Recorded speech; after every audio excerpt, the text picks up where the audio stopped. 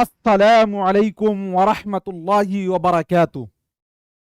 दोस्तों, मैं निशात अहमद आप तमाम साथियों का बहुत बहुत स्वागत करता हूं, खुश आमदीद करता हूं। आई होप कि आप लोग खैरियत व आफियत से होंगे। दोस्तों, आज हम लोग उर्दू पेडागोजी के क्वेश्चन आंसर करेंगे और ख़ास बात यह है कि हमने दोस्तों पहले ही कहा था कि आज आप लोगों का ऑनलाइन टेस्ट भी जीएस ऑनलाइन एप्लीकेशन पर है।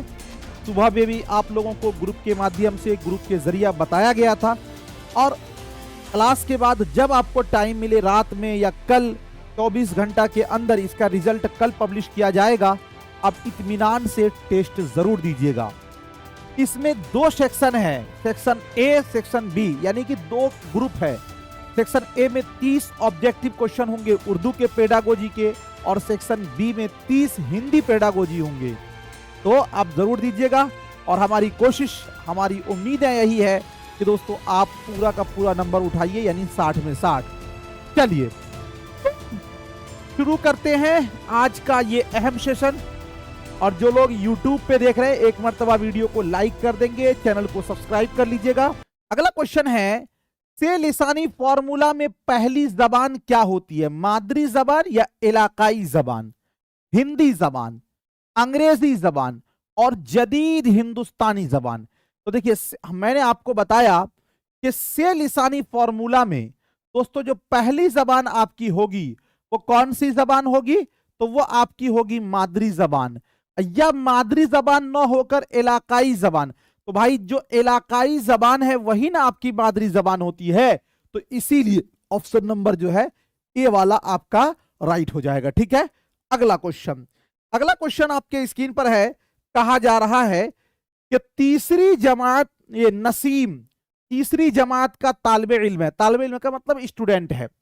वो उम्मन बातचीत में तो ठीक है, लेकिन पढ़ते वक्त बार बार अटकता है। वो मुमकिना तौर पर मुतासिर है।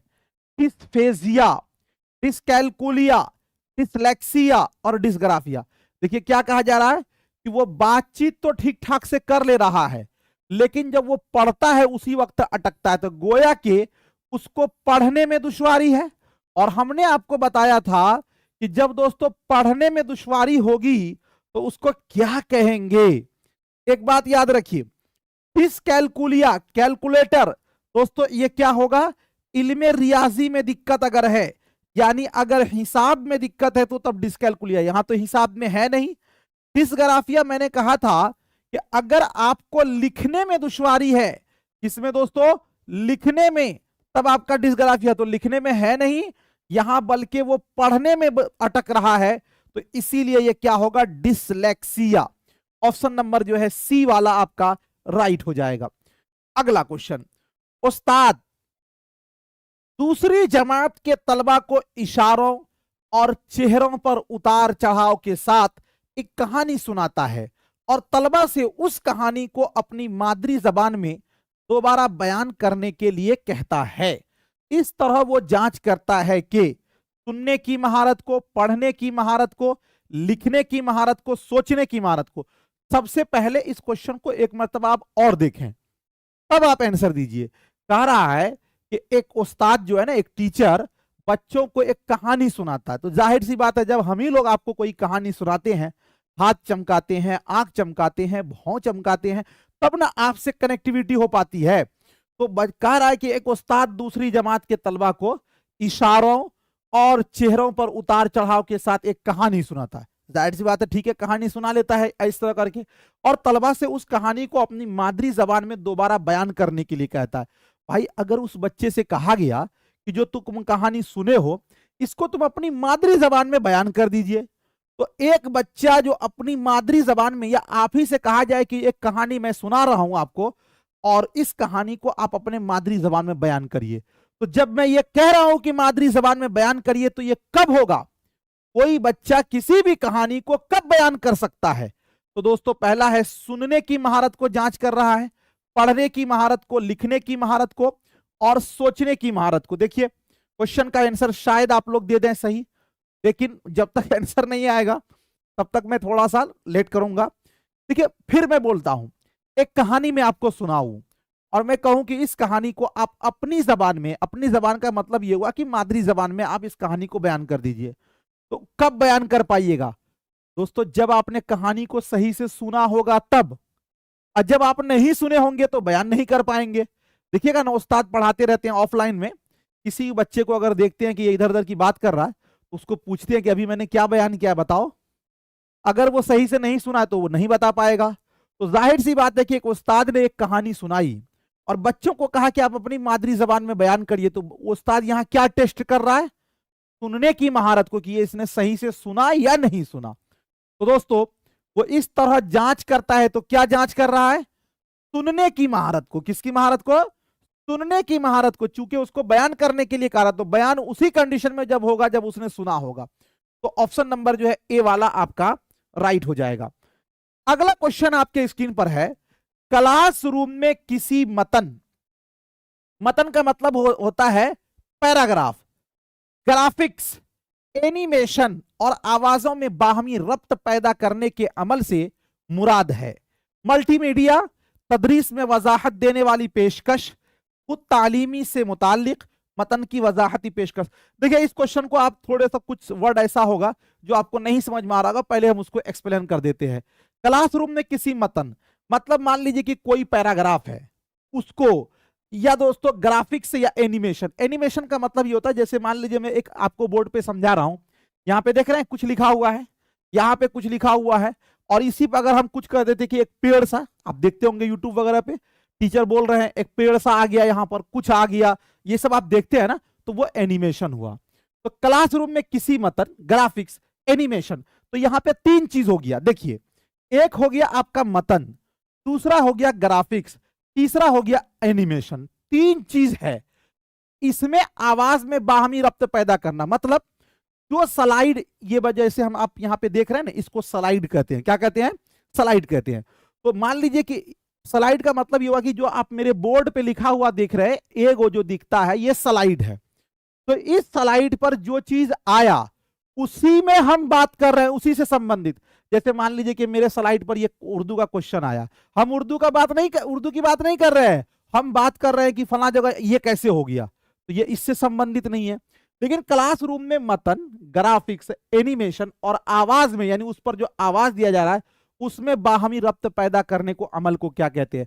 आपने देखा होगा पहले आपके पास एक नोकिया का मोबाइल होता था इस टाइप का, है ना? तो ये मोबाइल को आप, ये मोबाइल नहीं है, तो इसको दोस्तों कहते थे कीपैड मोबाइल। और अभी जो आपके पास एक मोबाइल है जिसको एंड्रॉइड कहते हैं, उसको मल्टीमीडिया सेट भी कहते हैं। मल्टीमीडिया क्यों कहते हैं? उसमें सारी चीजें उसी के अंदर हैं। मल्टीमीडिया, मल्टी यानी सारी चीजें। तो दोस्तों क्योंकि इसके अंदर आप देखिए मतन भी है, ग्राफिक्स भी है, एनिमेशन भी है, और फिर उसी में बाहमी रब्त पैदा करने के लिए आवाज भी है, तो इसीलिए ये क्या होगा? आपका मल्टीमीडिया होगा। क्या होगा? मल्टीमीडिया। ऑप्शन नंबर जो है ए वाला आपका राइट हो जाएगा। अगला क्वेश्चन आपके स्क्रीन पर कहा जा रहा है, एक उस्तानी जी पहली जमात के तलबा से चिड़ियाघर की सैर नाम की तस्वीरी किताब पर गुफ्तगू करती है और अपनी बात का आगाज ये सवाल पूछकर करती है कि क्या आप लोगों ने चिड़ियाघर देखा है? वो यहां तलबा की मदद किस तरह करती है? पहला देखिए, पहले क्वेश्चन को आज समझिए। एक उस्तानी जी जो है वो चिड़ियाघर की सैर नाम से एक टॉपिक पढ़ाने जा रही है, तो बच्चों से सवाल करती है कि भाई तुम लोग चिड़ियाघर देखे हो? जाहिर सी बात है, ये कहा भी गया है कि जब आप कोई चीज पढ़ाने को जाएं तो बच्चों के साबका मालूमात से उसे जोड़िए, यानी बच्चे का अनुभव को जरूर लीजिए। तो वो ऐसे ही कर रही कि चिड़ियाघर की सैर नाम से जो पढ़ाने जा रही है, तो बच्चों से पूछती है कि आप लोगों ने चिड़ियाघर देखा है? वो यहां तलबा की किस तरह मदद कर रही है? पहला ये है, किताब की तस्वीरों का जायजा लेने के लिए तलबा को मौका फराहम करके, मतन से ताल्लुक बनाने के लिए साबका मालूमात का इस्तेमाल करके, फरहंग की आमोदिश के जरिए किसी जांच की तैयारी के लिए, ज्यादा बड़े ग्रुप के साथ बातचीत के दौरान जबान का इस्तेमाल मौका फराहम करके। देखिए जाहिर सी बात है कि अगर यह सवाल किया जाएगा कि आपने से किसी ने चिड़ियाघर देखा, तो उसमें से 2-3 बच्चा मिनिमम तो जरूर खड़ा होगा कि जी मैंने चिड़ियाघर देखा, मैं अपने मम्मी के साथ, मैं अपने पापा के साथ, अपने बहन के साथ गया था, ऐसा है वैसा है। कोई बोलेगा मैंने रेडियो में, टीवी में देखा, कोई बोलेगा मैंने यहां देखा वहां देखा, कुछ ना कुछ अनुभव होगा। अब जाहिर सी बात है कि जो बच्चा बोला कि हमने देखा है, उसका ध्यान बिल्कुल अपने टीचर की तरफ होगा कि क्या क्या सी बात आती है, और अगर उसको कुछ इधर उधर मिस लगेगा तो वो कहेगा जी नहीं, हमने इस जानवर को इस रूप में देखा था, ये ऐसे देखा था। तो गोया कि किताबी मालूमात को बाहरी दुनिया से जोड़ना, हम ये कह सकते हैं कि मतन से ताल्लुक बनाने के लिए साबका मालूमात का इस्तेमाल, साबका मालूमात यानी पूर्व ज्ञान को हम मतन यानी पैराग्राफ से जोड़ देते हैं। यही चीज है दोस्तों। तो ये ऑप्शन नंबर जो है बी वाला आपका क्या हो जाएगा, बिल्कुल राइट हो जाएगा और सही हो जाएगा। चलिए अगला क्वेश्चन आपके स्क्रीन पर है। एक साथी बोल रही हैं कि मैंने दिल्ली का चिड़ियाघर देखा है। चिड़ियाघर, अगर आपको बेहतरीन चिड़ियाघर जो इंडिया में जो मैं जानता हूं वो दोस्तों बंगाल और पटना, दिल्ली का चिड़ियाघर उतना मतलब कि इन लोगों ये चिड़ियाघर के मुकाबले में उतना अच्छा नहीं है जी। इतना ना वहां पे चलना पड़ता है, जानवर पता चला कि एक वो जानवर है, अब आधा किलोमीटर चलिए तो उस तरह मजा नहीं आता है जी। पटना वाला भी काफी बेहतर है और बाकी बंगाल वाला भी बहुत अच्छा है। दरसी किताबों के सवालात बाज औकात कमतर सतह के या हकायक पर मबनी होते हैं, इस सूरत में उस्ताद को क्या करना चाहिए? दरसी किताब का इस्तेमाल कम से कम करे, पढ़ने के लिए ज्यादा से ज्यादा अदबी तहरीरें तजवीज करे, तख्लीकी अंदाज से सोचने और मसाइल हल करने वाली सरगर्मियों का मौका फराहम कर सकता है, इस तरह हासिल मालूमात की बुनियाद पर सबक तैयार कर सकता है। इस क्वेश्चन का मतलब यह हुआ कि जो दरसी किताब होते हैं यानी जो आपके सिलेबस के बुक हैं, कभी कभी ऐसा होता है कोई ऐसा चैप्टर हो जो उसके सवालात बिल्कुल हल्के हों यानी बिल्कुल आसान आ जाए, तो वैसी कंडीशन में उस्ताद को क्या करना चाहिए? वही चीज कहा जा रहा है कि बाज औकात जो है कमतर सतह के या हकायक पर मबनी होते हैं, तो इस कंडीशन में क्या करना चाहिए? तो पहला है कि दरसी किताब का इस्तेमाल, तो दरसी किताब का इस्तेमाल कम से नहीं, तो दरसी किताब का तो इस्तेमाल करना ही चाहिए, ये बात गलत है। पढ़ने के लिए ज्यादा से ज्यादा अदबी तहरीरें तजवीज करे, ये इसका हल नहीं है। लेकिन मान लीजिए कि अगर सवाल कम स्तर के हैं तो दोस्तों हम उस पर कुछ और सवाल अपने स्तर से भी दे सकते हैं, जिससे बच्चे जो है क्रिएटिविटी उसके अंदर आए, वो अपने तौर पर सोच पाए। तो इसीलिए कहना कि तख्लीकी अंदाज से सोचने और मसाइल हल करने वाली सरगर्मियों का मौका फराहम कर सकता है। तो ये जो है ऑप्शन नंबर सी वाला आपका क्या हो जाएगा, बिल्कुल राइट हो जाएगा और सही हो जाएगा। अगला क्वेश्चन आपके स्क्रीन पर है। हक़ तालीम का एक्ट इस बात को यकीनी बनाता है कि हर बच्चा तालीम हासिल करे। हक़ तालीम का एक्ट का मतलब यह हुआ RTE एक्ट 2009 यानी राइट टू एजुकेशन एक्ट 2009। ये क्या कहता है भाई कि 8वीं जमात तक अंग्रेजी जमात में तालीम हासिल करे, 8वीं जमात तक हिंदी मीडियम में, 8वीं जमात तक मादरी जबान में, 8वीं जमात तक रियासत की जबान में। देखिए राइट टू एजुकेशन एक्ट ये कहता है कि हमें बच्चे को सबसे पहले मादरी जबान में तालीम शुरू करनी है और धीरे धीरे दूसरी जबान में हमें ले जाना है। लेकिन यह भी चीज है कि हमें 8वीं जबान तक बच्चों को उनकी मादरी जबान, अगर हम अंग्रेजी कर देते हैं तो मान लीजिए कि जो दोस्तों आपके हिंदी भाषित राज्य या जहां पे हिंदी बोली जाती है तो वहां तो फिर दिक्कत करेगा, इसलिए ये नहीं होगा। अगर हम हिंदी मीडियम कर देते हैं तो जहां पर दोस्तों अंग्रेजी जबान बोली जाती है वहां तो दिक्कत करेगा, तो इसलिए यह भी नहीं होगा।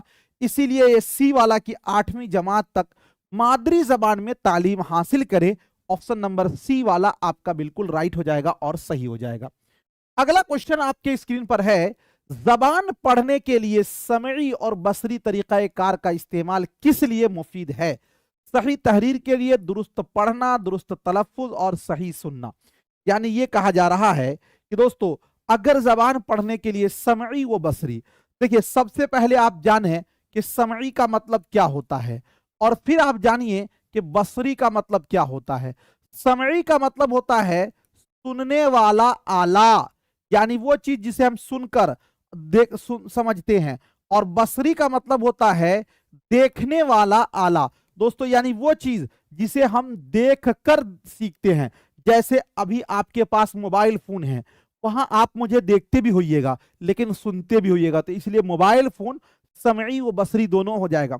टेलीविजन है, टीवी, उसमें आप देखते भी हैं सुनते हैं, लेकिन रेडियो उसमें केवल सुनते हैं ना। मान लीजिए कहीं पर एक बोर्ड लगा हुआ है, वहां केवल आप देखते हैं, वहां पे सुनते नहीं है ना। तो दोस्तों समई व बसरी तरीकाकार का इस्तेमाल जबान पढ़ने के लिए किस तौर पर बेहतर है, किस तौर पर सही है। तो देखिए इसके जरिया क्या होता है कि अगर हम कहें तहरीर, तो तहरीर का संबंध लिखने से है, तो दोस्तों यहां पर ये देखना कोई जरूरी है, सुनकर भी आप लिख सकते हैं।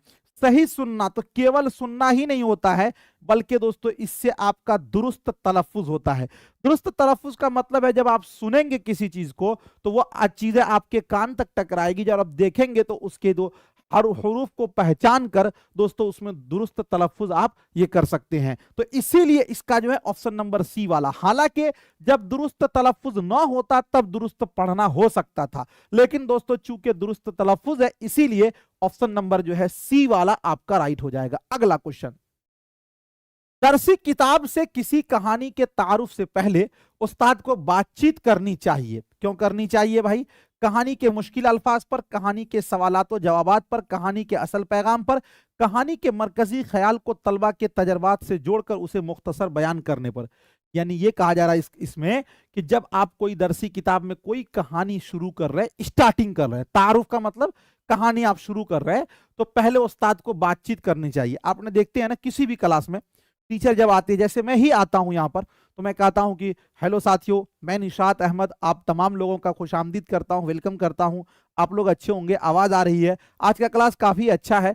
अब इस तरह करके हम क्या कर रहे हैं, इस तरह करके दोस्तों हम एक माहौल बना रहे हैं, और इस माहौल बनाने का क्या फायदा है, हम आपको क्लासरूम से जोड़ रहे हैं। तो इसी तरह मान लीजिए अगर कोई टॉपिक बच्चे टीचर को शुरू करना हो, तो उस समय कहा गया कि पहले बच्चे से बातचीत करिए। तो बातचीत करे तो क्या बातचीत करे बच्चे से? कहा गया कि कहानी के मुश्किल अल्फाज पर। एक बात याद रखिए, अगर कहानी का मुश्किल अल्फाज हम शुरू में बयान कर देंगे तो हम लोग पढ़े हैं कि हमें जो है आसान से मुश्किल की तरफ चलना है, तो यहां पर तो उसका उल्टा हो जाएगा, पहले ही मुश्किल हम बयान कर दिए, बच्चा पढ़ ही नहीं पाएगा। इसलिए ऐसा नहीं करना है।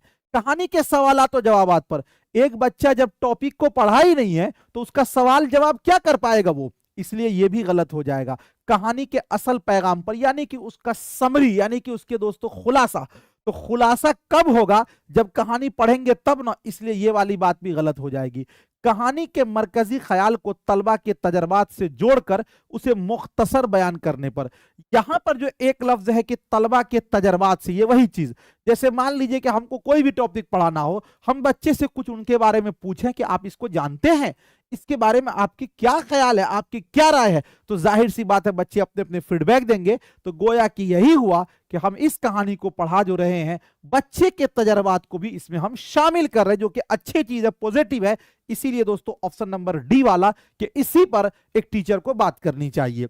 अगला क्वेश्चन आपके स्क्रीन पर कहा जा रहा है, एक दरसी किताब होती है, दरसी किताब यानी कि निसाबी किताब, जबान की तदरीस आमोजिश के वसाइल में से एक, सिर्फ उस्ताद के लिए ताकि वो अच्छे से पढ़ा सके, पढ़ना सिखाने के लिए जबान की तदरीस का सबसे मौजू आला। देखिए मैंने आपको पहले ही बताया है कि एक दरसी किताब का मतलब हुआ, अगर मान लीजिए कि दोस्तों कहा जाए कि हमें एक बच्चे को पढ़ाना लेकिन उसका निसाब ना हो, कि हम उसको क्या पढ़ाना, तो क्या पढ़ाएंगे, कब तक पढ़ाएंगे, हर चीज का एक निसाब होता है ना। इसलिए देखिएगा जब आप कभी किसी चीज की तैयारी करने जाते हैं तो आपको एक सिलेबस मिलता है। तो ये कहना कि एक दरसी किताब जो है दोस्तों इसलिए जरूरी है कि उससे आपको पता भी चलता है हमें क्या पढ़ाना, ठीक है। तो ये कहना कि सिर्फ उस्ताद के लिए होता है दरसी किताब, जी नहीं, ये आपका गलत हो जाएगा। ये सिर्फ उस्ताद के लिए नहीं होता है, बल्कि ये बच्चों के लिए होता है, पढ़ना सिखाने के लिए। केवल पढ़ना सिखाने के लिए नहीं, बल्कि आप अपने लक्ष्य की प्राप्ति के लिए भी दरसी किताब जरूरी है दोस्तों। अब यहां पर जो है चूंकि बी और सी को आप कट कर दिए हैं, तो अब आपको दोस्तों ध्यान देना है। अगर हम ये कहते हैं कि जबान की तदरीस का सबसे मौजू आला, इसका मतलब यह हुआ कि जब आप जबान की तदरीस यानी भाषा सीखने का सबसे बेहतरीन आला यह है कि दरसी किताब है, सबसे मौजू यानी सबसे बेहतरीन। तो दोस्तों हम लोग पढ़े हैं कि भाषा आती है बातचीत से, इस्तेमाल से, प्रयोग से आती है, न कि किताब से। अगर मेरे पास किताब ही हो, हम उसका इस्तेमाल ही ना करें तो हम हो जाएगा, नहीं ना होगा, तो इसलिए इसको भी कट कर दीजिए। लेकिन जबान की तदरीस की आमोजिश की वसाइल में से एक, वसाइल का मतलब हुआ कि जहां जबान की तदरीस के लिए बहुत सारी चीजें की जरूरत है, उसमें से एक दरसी किताब भी है। अब कहिएगा सर इसके अलावा और क्या?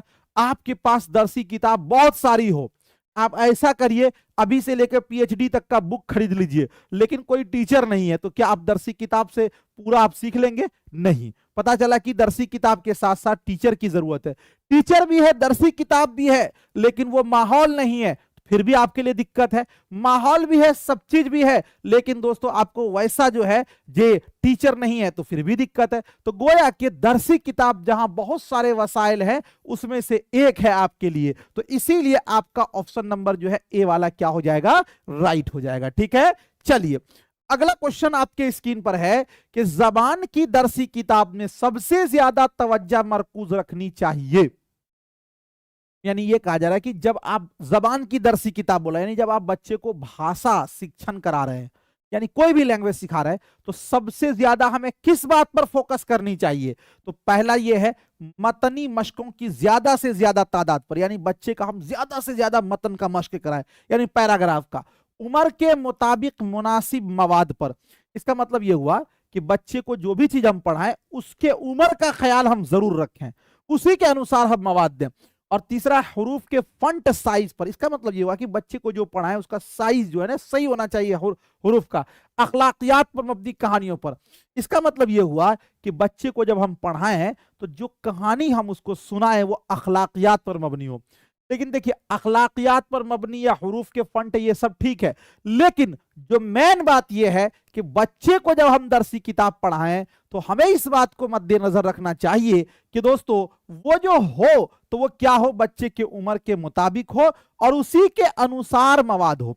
मतलब एक बच्चा मान लीजिए कि 6 साल का है, तो वो बच्चा 1 क्लास में होगा, हम उसको क्या कर रहे हैं कि भाई अलजेब्रा पढ़ा रहे हैं, तो जाहिर सी बात है अलजेब्रा इसके लिए है ही नहीं, अलजेब्रा तो 10th क्लास के लिए, 9th के लिए, तो हमने इसके उम्र का ख्याल नहीं किया। इसीलिए दरसी किताब ने सबसे ज्यादा इस बात पर फोकस होनी चाहिए कि जो किताब आपकी है वो बच्चे के उम्र के मुताबिक हो, उसके ज़हन के मुताबिक हो, है ना, तो इसलिए जरूरी है। तो ऑप्शन नंबर जो है बी वाला आपका राइट हो जाएगा।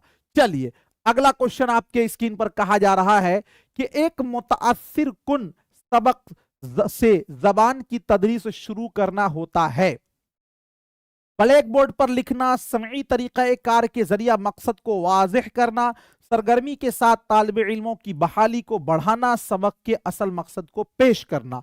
अब इस क्वेश्चन को थोड़ा सा आप समझ लें। क्वेश्चन ये कहा जा रहा है कि एक मुतासिर कुन, मुतासिर कुन का मतलब ये हुआ कि जब आप किसी टॉपिक को शुरू करते हैं तो देखिएगा कि एकदम बच्चा बहुत कॉन्शियस है, एकदम ध्यान दे रहा है कि कोई मिस न कर जाए, वो हुआ मुतासिर कुन। लेकिन एक वो भी है, हाँ टीचर आ गए ठीक है हम अपने मछली बाजार लगाए हुए हैं, तो वो मुतासिर कुन नहीं हुआ।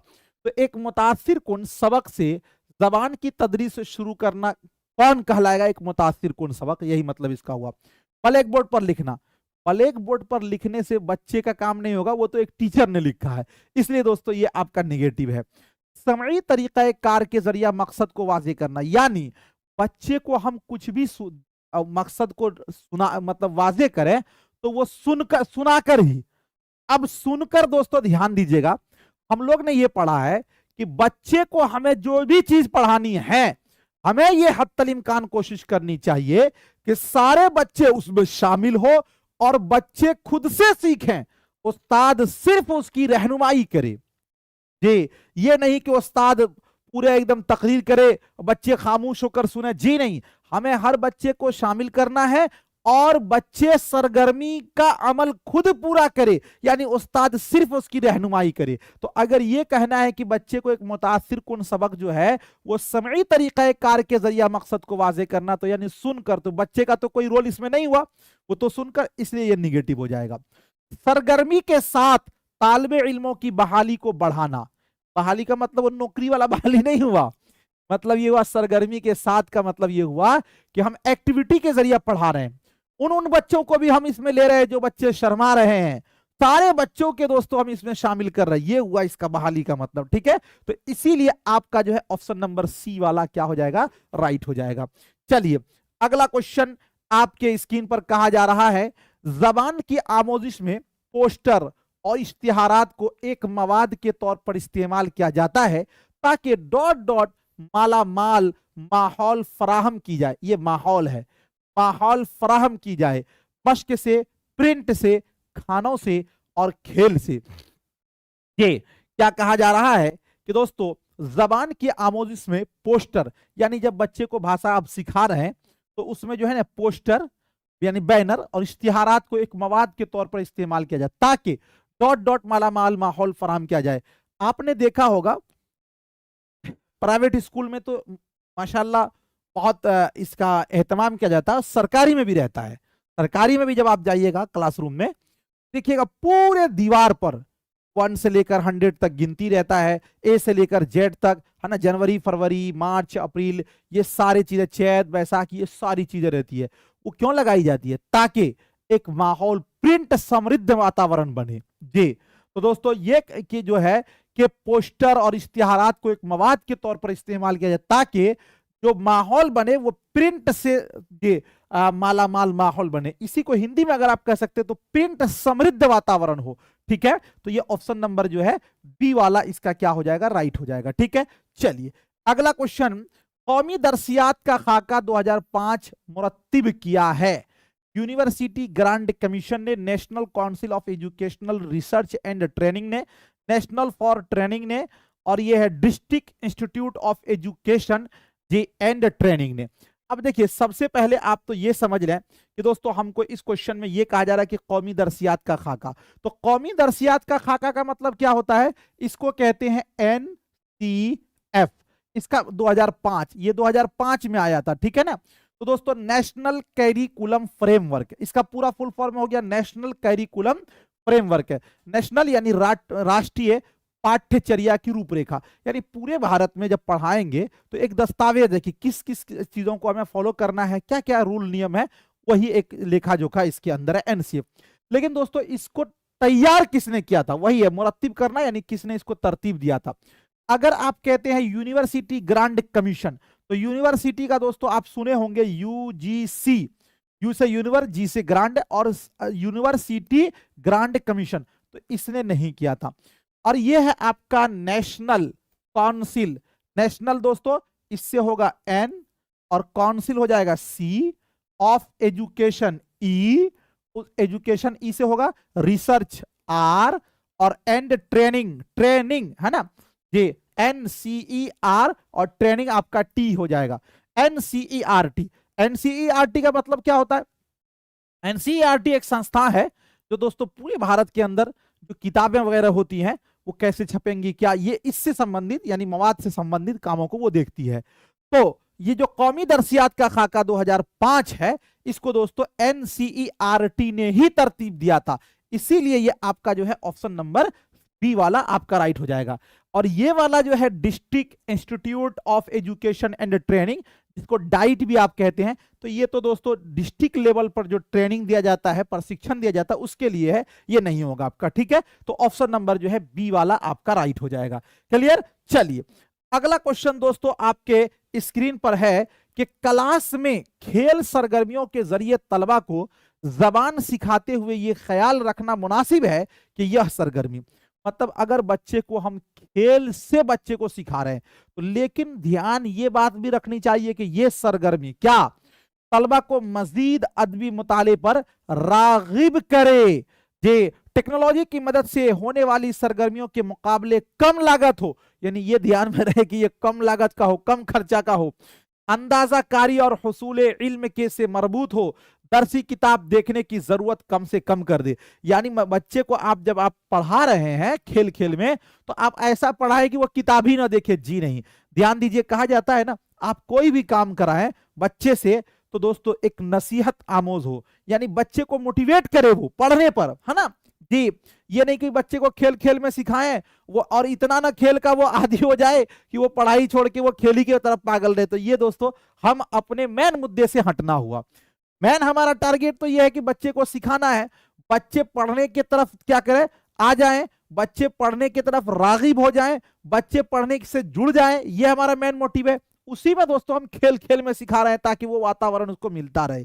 तो ये जो पहला वाला है, तलबा को मजीद अदबी मुताले पर रागिब करे, रागिब का मतलब आकर्षित करे यानी खींचे, मोटिवेट करे। तो ये बात बिल्कुल सही है कि क्लास में खेल सरगर्मियों के जरिए तलबा को जबान सिखाते हुए हमें यह बात भी ख्याल में रखनी चाहिए कि हम जो भी एक्टिविटी कराते हैं वो बच्चे को और भी पढ़ने की तरफ मोटिवेट करे, रागिब करे, यानी और पढ़ने की तरफ उसका ज़हन जी आकर्षित करे। तो इसीलिए ये ऑप्शन नंबर जो है ए वाला राइट हो जाएगा।